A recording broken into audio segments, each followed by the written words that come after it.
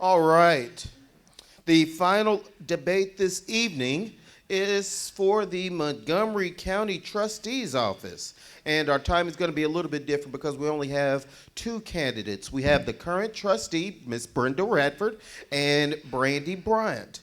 So we may ask more than just the questions that we asked to the previous candidates because we have fewer people answering them.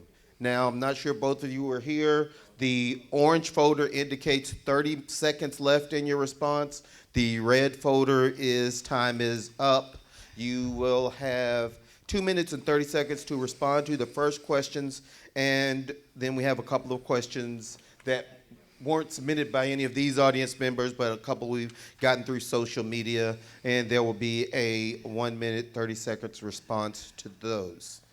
All right, ladies, we will open up with opening statements. You have 3 minutes for your opening statement, and we will start with the seated trustee, Miss Brenda Radford. Good evening. I am Brenda Radford, and I am running for county trustee for re-election. It is indeed an honor and a blessing for me to serve as your county trustee. People don't care how much you know until they know how much you care. My record reflects I care very deeply about everything that goes on in the county trustee's office. I believe accountability matters. There is a clear difference between just holding office and getting things done. I am currently serving my second term as Montgomery County trustee. I have 28 years of county government experience. You can find out more about my family and my extensive experience for the community that I love by visiting www.brendaradford.com. As your county trustee, I am a proven leader who is trusted to collect and invest over $478 million of revenue.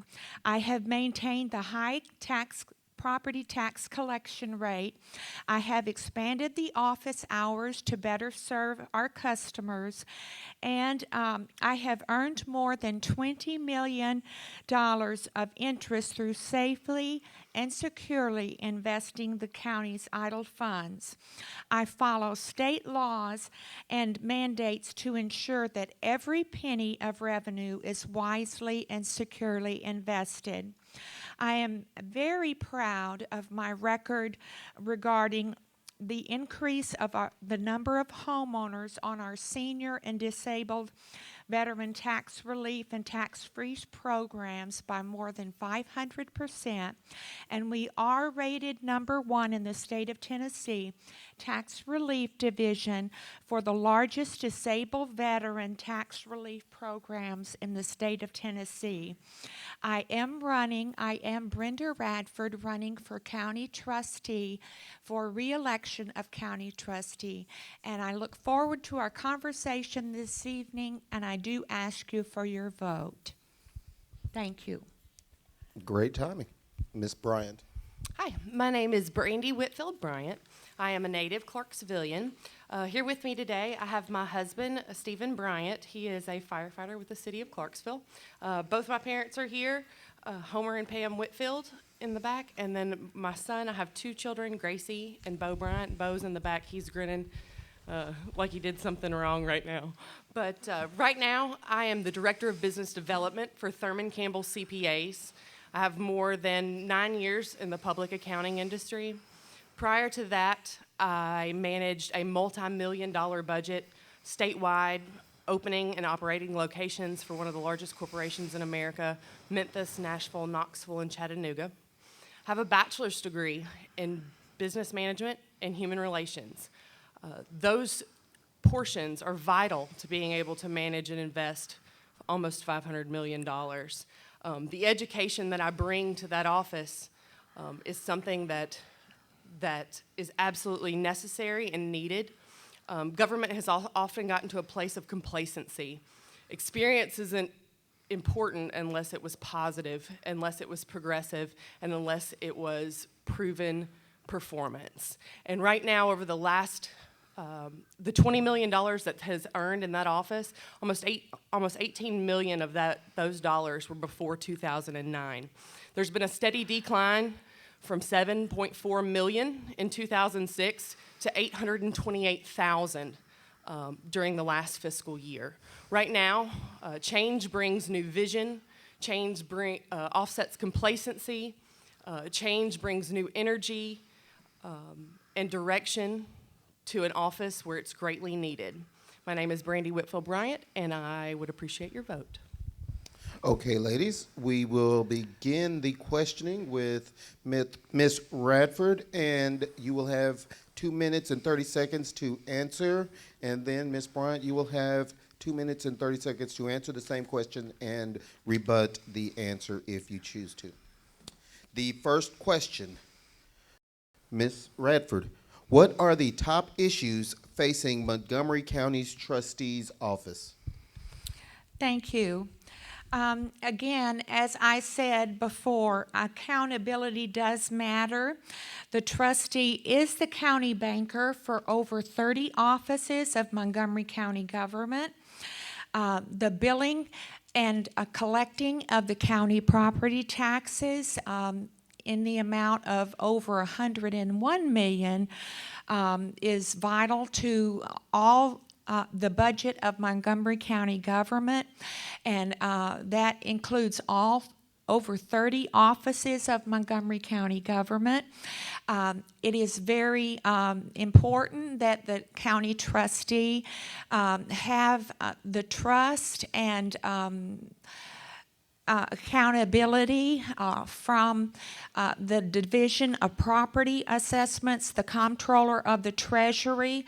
We have received 6 consecutive years of no audit findings, and so the trust is there. Every penny of revenue is reported and accounted on.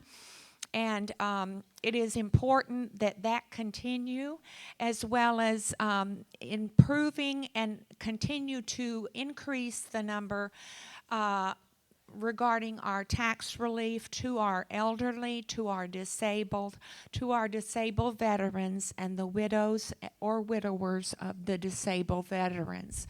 All of that is a part of our work. I retain educated and bilingual employees. We have implemented new technology and processes in order to improve our customer service and our efficiencies, to include barcode scanners and 24 different banking locations where the customer can go into their local bank and pay their property taxes at their local bank. We also have an online payment of property taxes, and that has been most efficient for us as well. Thank you. Ms. Bryant. I believe the question are, what are the issues with the trustee's What office? are the top issues facing Montgomery County's Trustee's office? Well, currently, like I spoke of earlier, was the staggering decline in interest earned on the dollars that are invested by that office. You may have heard the mayor speak earlier. Our county has experienced tremendous growth, being one of the largest, second largest MSA in the entire country. As our population grows, so does our tax base. So we've had an increase of more than $50 million to our tax base, but our funds are still stagnant, are still extremely stagnant.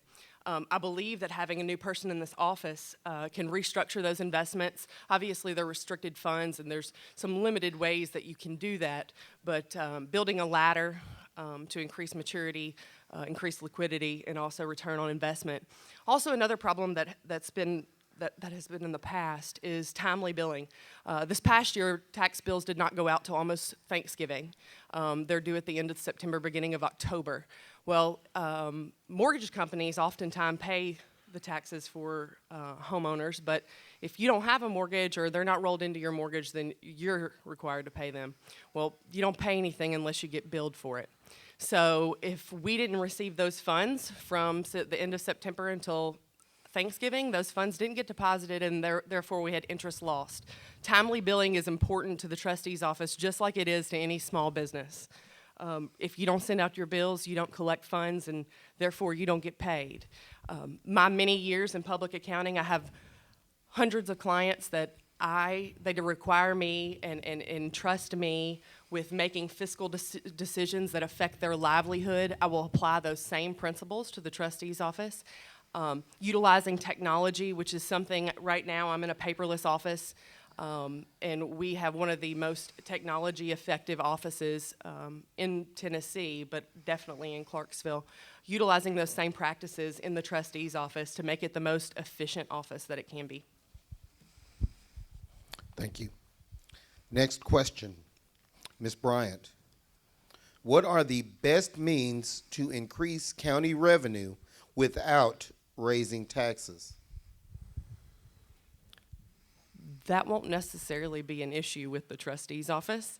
Their job is to collect those dollars. We can also receive some of the delinquent tax dollars. The delinquent tax attorney makes a lot of money off of taxes that aren't collected. The second he sends out one notice, he gets a portion of that bill.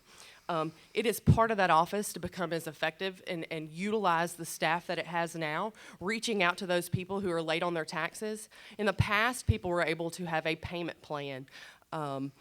If they weren't able to afford to pay the entire amount, they were able to pay a portion. From what I understand now, that is not. There's not the ability to do that. Tax freeze is a statewide program that will stay in effect regardless of who's trustee. And while we continue to push that, it's also declining the revenue that office, not that those people deserve that, absolutely, but we also need to do some things to offset those costs. Utilization and being efficient is something that helps the county. As tight of a budget as that office can operate on is a ways to help, incur less debt and not spend as much money. But as far as making a profit and growing the revenue from Montgomery County, that is the investments is probably the only portion that the trustees has to do with that. Ms. Radford. My opponent has touched upon several issues. One is in regards to, she referred to the staggering decline in revenue, in interest revenue, and I will want to remind all voters that there have been no audit findings for the past 6 consecutive years. I abide by state laws and mandates. There is a simple explanation that anybody who has a savings account already knows. After the world financial meltdown in 2008, the interest rates on Fed funds rates have declined from like 5.65% when I first came into office as a county trustee in 2006 to 0.00 to 0.22. My opponent also likes to show a chart of my investments, and I'm glad to share that with you. But as you see, the interest revenue, I have not lost not one penny of revenue, but yet have continued to invest the county's idle funds to the best and safest way to earn the interest. If you were to take a look at a similar chart, this is the Fed funds target rate that our taxpayers can find at www.moneycafe.com, you will see that when I took office, the interest rate was right about here. And it declined beginning in January of 2009. It continues that same way. Today, I continue to earn interest, but I have not lost not one penny of revenue. I have a plan where I send out about 12 different invitations to bid of our county banks, and our state banks as well. But I continue to earn interest, and there is not one penny lost.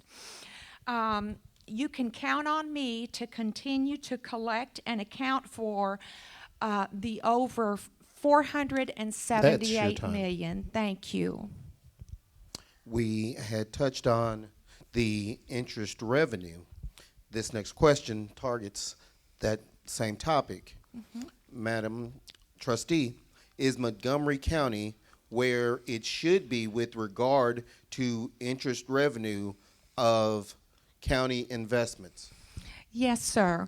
According to state law, and I again abide by state law and the mandates to invest our idle funds, but we must have, as an investor, enough fluid funds in order to pay for the school system as well as the county payroll and our debt service payments as well. So you cannot invest every penny. I do send out invitations to bid to about 12 different banks or banking institutions, and I will tell you that since the Great Recession hit, it has been more difficult. It has made my job more difficult, but I am very limited as to what I can invest your county tax dollars in. But I have had a number of banks to not even return a bid to me. It has been more of a challenge since the Great Recession, and in this post-recessionary period, I continue looking for the safest and the wisest investments out there of your county tax dollars, and just very honored to serve. Thank you. Ms. Bryant. The question was whether or not we're where we need to be, and the answer is no. The answer is we are not where we need to be. Part of that's has to do with relationships. When I decided I was going to run for this office, I had bankers that do business with that office that inquired about my candidacy because there needs to be somebody in that office with the fiscal education and background that I have in order to make investments wisely. There's negotiation involved. There is a lot of things that can be done differently now. Right, currently, those dollars in about 17 local bank accounts, 17 to 21 local bank accounts as far as the investments go. A majority of them being in U.S. Bank and in Regions, I do believe. Those dollars could be spread out amongst local banks and interest earned on those, negotiable by those banks. The relationships that I have, I can bring that to the office. I have relationships with those people. I have work with them on a daily basis now and would like to do that in the future. Also, billing, it's one of the questions that we talked about before. If tax bills don't go out timely, money is not received timely, and investments are lost. That is something that's not happened not only last year, even though last year was almost 2 months behind, it's happened previously as well. So are we where we need to be? No. But there are some things that can be done to solve that problem. If you go to my website, there's some information on my background and how we can do that. There'll also be an article coming out in the paper where I talk about what my ideas are to stagger those relationships in forming an investment ladder. Yes, I know that all those dollars cannot be invested at once, but if they're invested wisely, it will increase the liquidity, the actual working capital that they have. The value of our asset has gone up because of our tax base. Therefore, the interest earned on that tax base should also go up. Ms. Radford. Thank you. Regarding the tax billing, She started out with that question. Oh, I'm sorry. I'm sorry about that. I'm sorry. Okay. Very sorry. All righty. This next question is for Ms. Bryant, and then Ms. Radford will respond. All righty. We had talked about collecting. How does late or confusing tax collecting affect county's operation? Well, currently, this past year, there was software installed in March, and it was new technology that I think that they had an issue with the assessor's office because the property assessor and the trustee work hand in hand. The assessor tells you what your property value is worth, what your property value is, they assess your property, and then the trustee sends you the bill for it. Well, with the late tax billing from last year, the article in the paper said that it was a software issue. In 2 other debates, we've heard that it was the assessor's fault. At this point, it really doesn't matter. Tax bills went out late. They used to go out timely when there were 4 people in that office and it was all done manually. As we've continued to grow, we have to be able to utilize technology to make sure that those bills are done timely. The interest earned in on our county dollars is absolutely based. It's vital that billing is done timely. It's respectful of you. People plan, local individuals, business owners plan their fiscal dollars based on how much they're going to owe in property taxes and business taxes and sales tax, which all go ultimately to the trustee's office. So timely billing is vital to that office because that way we get the most bang for our buck. Ms. Radford. Thank you. Computer software issues had to be resolved, referring to last tax billing season, regarding Greenbelt, rollback, and tax freeze homeowners. We wanted to ensure that correct billing would take place and not over 1,000 tax notices going out that were incorrect. We want to ensure that the tax notices are correct. There is no confusion regarding the tax collections, and in fact, tax collections are ahead of last year. My question to you, the voter, would be what kind of confusion would have occurred in the tax notice billing process if we would have sent out incorrect notices? We try as best we can to send out correct tax notices and to ensure that there is little to no confusion. And it takes leadership to make the call and to hold up and to get the tax notice billing process correct. And I will tell you at home that we are over 5.2 million collected from September 1 through the end of February, more than we were last year. I have sent out tax notices for over 20 years, and again, there is no confusion. The tax collections are ahead of schedule. There is no leadership deficit in the trustee's office, and then in this post-recessionary economy, you can count on Brenda Radford to continue to collect the taxes and invest the county's idle funds to the wisest and the best extent. I do ask you for your vote, Brenda Radford. Thank you very much. We will now have the closing arguments as we have had all the questions asked. And County Trustee, Ms. Brenda Radford, your 2-minute closing statement. Thank you. Again, I am honored and blessed to serve as your county trustee since 2006. To everyone who voted for me in 2006 and 10, thank you for your vote and support through the years. In election 2014, it is up to the voters to decide who will be elected as county trustee based on the qualifications of the candidate applying for the job. Here are my qualifications: 20 years experience in the trustee's office, entrusted with and accountable for the earning or the receiving and the investing of over $478 million of revenue, with no audit findings for the past 6 consecutive years by the Comptroller of the Treasury Division of County Audit. I have expanded the tax relief and tax freeze programs by over 500%, and the tax relief program for disabled veterans is the largest program in the state of Tennessee, even larger than Nashville, Davidson, or Shelby County, Memphis. And I'm proud we're able to accomplish that for our seniors and our disabled veterans. I have maintained a well-trained, bilingual, and compassionate staff.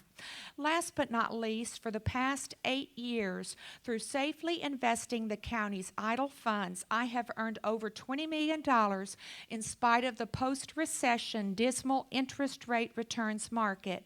I am very proud of this accomplishment. I have the experience you know and trust as your county trustee. I respectfully ask you for your vote to re-elect Brenda Radford trustee. Thank you, and may God bless each of you. Ms. Bryant. Thank you. Everything that I've ever done, whether it was playing college basketball, whether it was growing up with a mom that was a coach, whether it was managing one of the largest budgets for corporate America, whether it was public accounting, whether it was being a mom, you're always judged on performance. Performance is always vital to what happens. Right now, performance is not good. Change brings new vision. Change brings a new perspective. Change brings a new energy. My background in education, business experience is a unique blend that's exactly what the trustee's office needs right now. It's an opportunity for new leadership that bridges generational gaps. It merges the private and public sectors of business, from a small business owner that I have now to clients that have relied on me for the last 9 years. My investment background, my education in the fiscal arena, but also in my degree is in business management and human relations, because it's not just on the trustee. It requires leadership and people to accomplish our goals. I will lead that team to be a stronger trustee's office, to increase investments, and also have timely billing and other practices that are much needed, and also a happy face to serve. When you go in to pay your hard-earned dollars to the trustee's office, it's important that you get a smile from the people that work there. Thank you. Thank you very much, ladies. And this concludes all of the debates for the Damar Institute, Grapevine, and Mary's the Music Store debate for your county mayor, county sheriff, and county trustee. We want to thank you all for coming. Please give our candidates a round of applause and have a safe evening.